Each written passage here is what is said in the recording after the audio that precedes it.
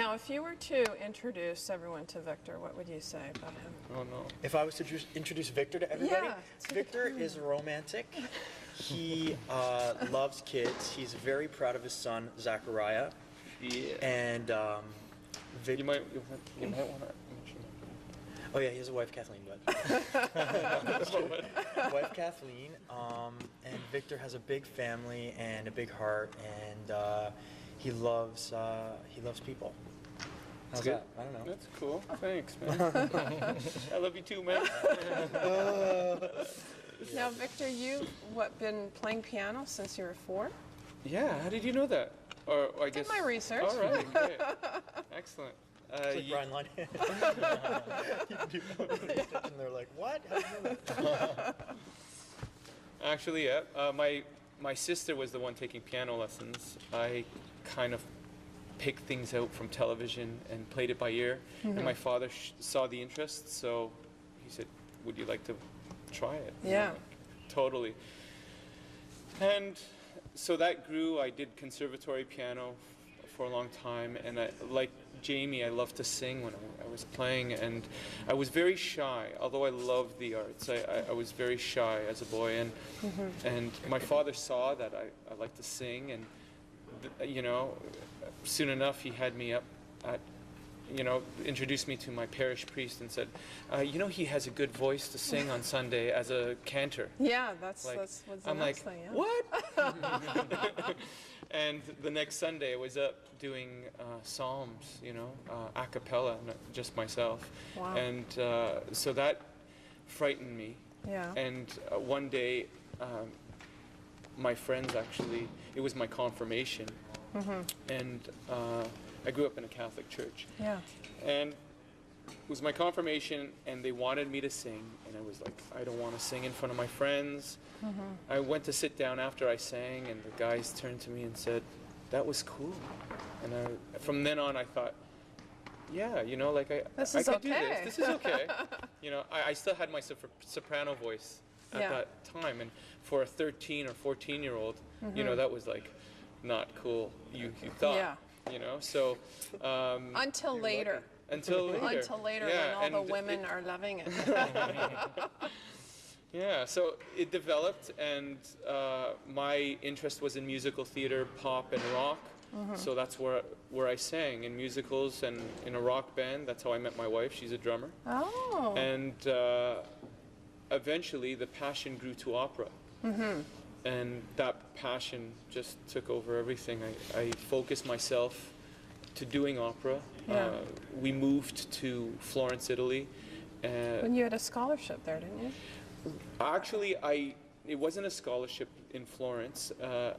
We only went for 8 months. It's very expensive. Oh, okay. And someone told me that they needed tenors at the Opera House. Yeah.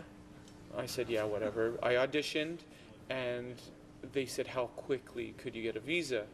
Wow. And we thought we were going to stay for a year or something, and it ended up to be 6 years, and came home for one Christmas.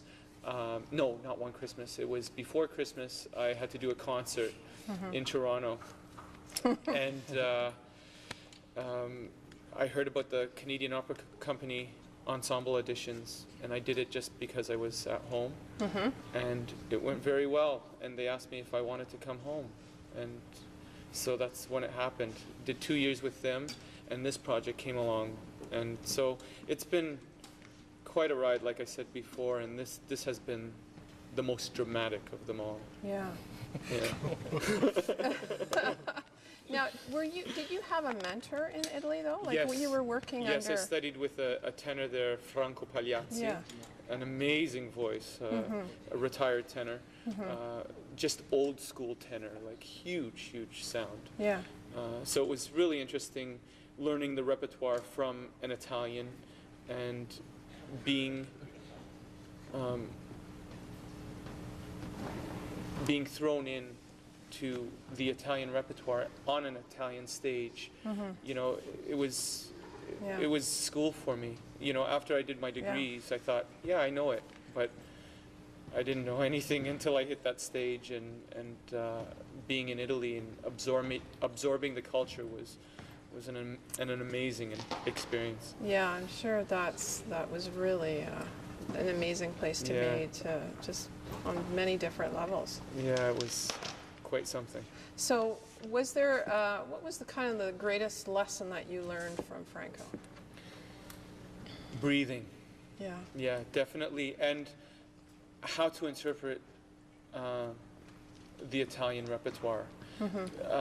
I mean, I had great teachers here in Canada, but there was something that he brought to my knowledge that I was never exposed to before. Yeah. You know, the Italians know their repertoire obviously the best, and he lived it like it was his life. You know, Puccini, Verdi, Donizetti. That was his.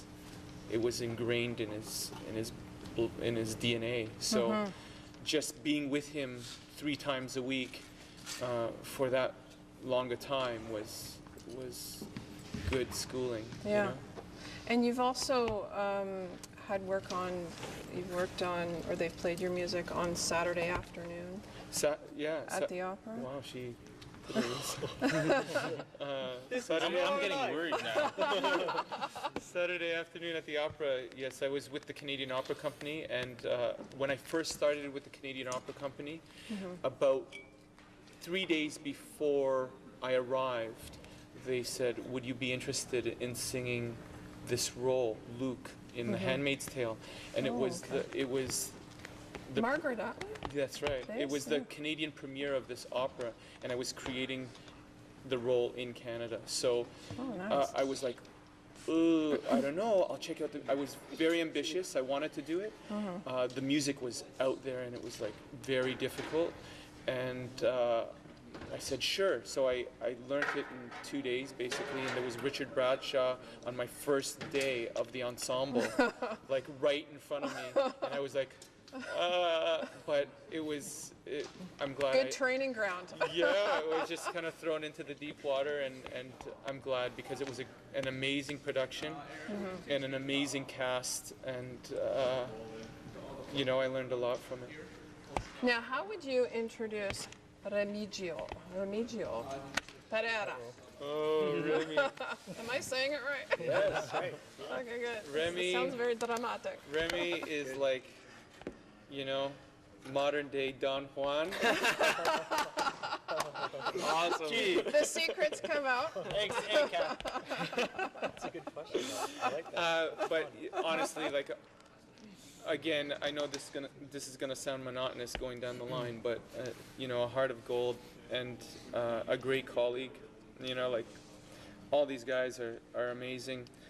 Remy really puts his colleague first, so it's an amazing experience because, you know, we all have different experiences, but when I talk about Remy, we have so much in common.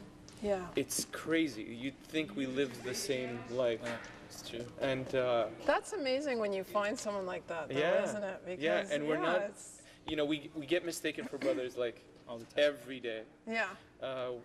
We don't even have the same background. Close, Portuguese, Maltese, but yeah, there's a common thread in the way we view things culturally.